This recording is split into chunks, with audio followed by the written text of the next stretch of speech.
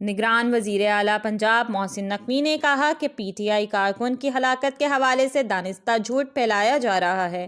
انہوں نے کہا کہ سی سی ٹی وی فوٹیج سے انکشاف ہوا کہ جاں بحق شخص کو پرائیویٹ گاڑی ہسپتال چھوڑ کر گئی۔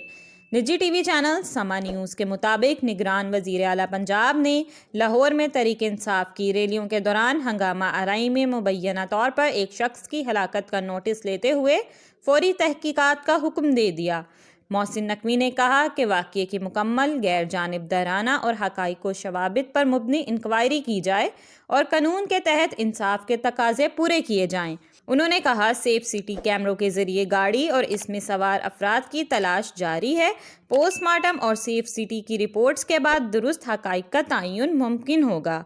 نگران وزیر اعلیٰ نے کہا زمان پارک میں پی ٹی آئی کے کارکنوں کے تشدد سے 11 پولیس اہلکار زخمی ہوئے۔ پی ٹی آئی کارکنوں نے شدید پتھراؤ کیا اور ڈنڈے برسائے جس سے پولیس اہلکار شدید زخمی ہو گئے۔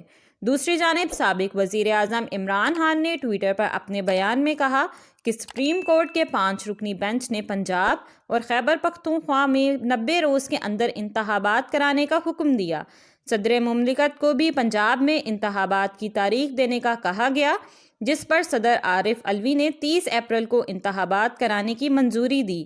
انہوں نے کہا کہ انتخابات میں 55 دن رہ گئے ہیں۔